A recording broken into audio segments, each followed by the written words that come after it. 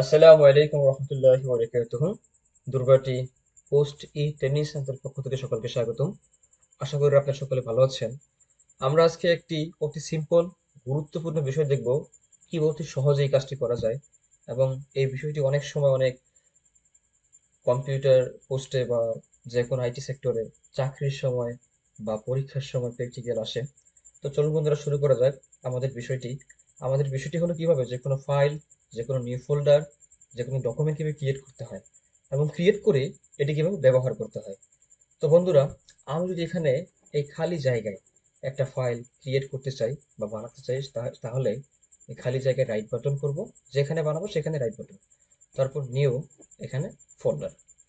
আমি যখন এখানে ফোল্ডারে ক্লিক করব, আমি যেই নামে আমার ফোল্ডার ক্রিয়েট করতে চাই বা নিউ ফোল্ডারটি বানাতে চাই সেই নামটা এখানে লিখবো। যেমন আমি এখানে লিখলাম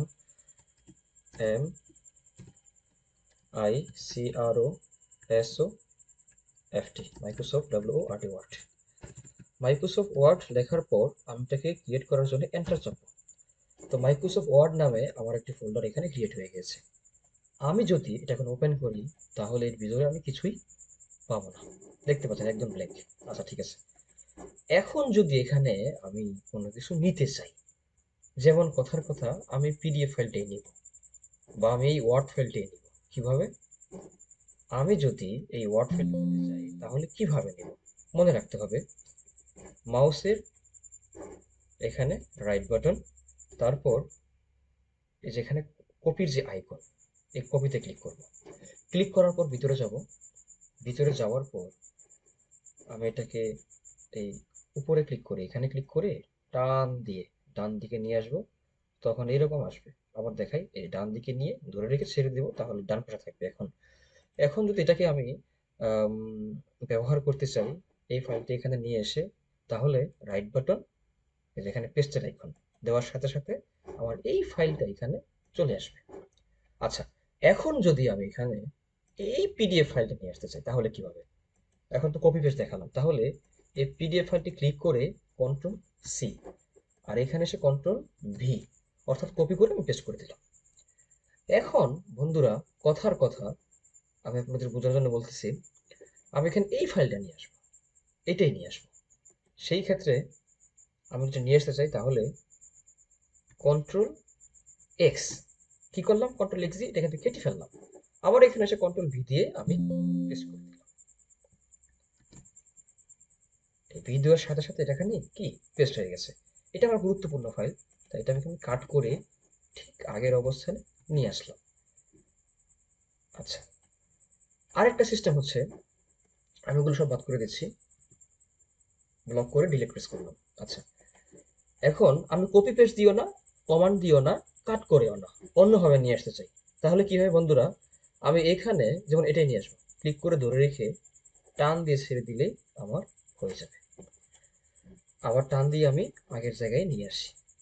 ওকে, এবারে সমস্ত ফাইলগুলোকে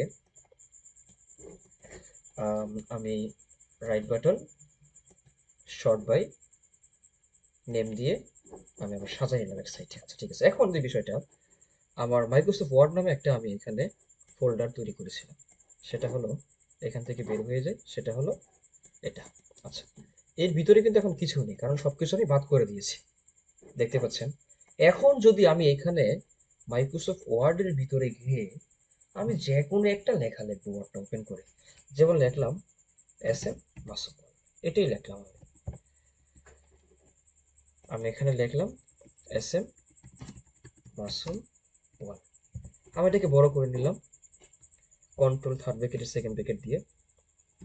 তারপর এটাকে আমি অর্ডার করে নিলাম, এখান থেকে আমার ইচ্ছে মতো বড় করে নিলাম। আমি এটাই ওখানে কি করব, সেভ করব। যদি সেভ করতে চাই তাহলে কন্ট্রোল এস দেওয়ার পর আমি ডেস্কটপে ক্লিক করব, যেহেতু ডেস্কটপে ফাইলটা ক্রিয়েট করেছিলাম, এবং এই মাইক্রোসফট ওয়ার্ড সিলেক্ট করব। তারপর আমি এখানে লিখি, যে নামে সেভ করবো সেই নামটা লিখি, যে SM Masum one, WORD FIL। সেভে ক্লিক করার সাথে সাথে ঠিক এই নামটা আমার উপরে চলে আসবে। এখানে এই যে দেখতে পাচ্ছেন আপনারা, উপরে চলে আসছে। এখন এখান থেকে বের হয়ে যাই, মাইক্রোসফট ওয়ার্ড ফাইলে গিয়ে দেখব যে আমার এই ফাইলটাই এখানে আছে। এটা ওপেন করি, আপনারা দেখতে পাবেন যেটা আমরা সেভ করেছিলাম সেটাই আমাদের সামনে চলে আসবে। এখন কথার কথা, আমরা একটা মাইক্রোসফট এক্সেল ফাইল বানাতে চাই। এটা আমি পাশে রাখলাম। ঠিক একইভাবে রাইট বাটন, নিউ ফোল্ডার, এখানে লিখব আমি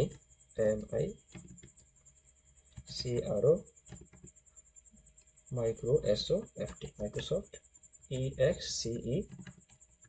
এক্সেল, এন্টার। এটা কিন্তু এখন আমাদের এই ফাইলটা খালি রয়েছে, ব্ল্যাঙ্ক রয়েছে, ভিতরে কিছু নেই। তো ঠিক একইভাবে এখানে আমি এক্সেল ফাইলটা ওপেন করলাম।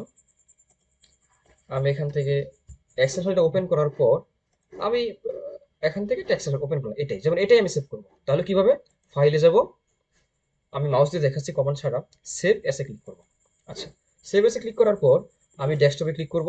যেহেতু ডেস্কটপে আমার মাইক্রোসফট এক্সেল ফাইলটি আমি সেভ করেছিলাম, এখান থেকে যাচ্ছি ডেস্কটপ। যাওয়ার পর এদিকে দুদিকে তীর চিহ্ন থাকা অবস্থায় যখন আসবে তখন ক্লিক করে আমি ফাইলটা বড় করে দিতে পারি। আচ্ছা, আমি মাইক্রোসফট এক্সেল সেভ করব, এক্সেলটা ওপেন করলাম, আর এখানে 786 লিখে সেভে ক্লিক করে এটাকে আমি সেভ করে দিলাম। এখন বন্ধুরা, আমি যদি এখান থেকে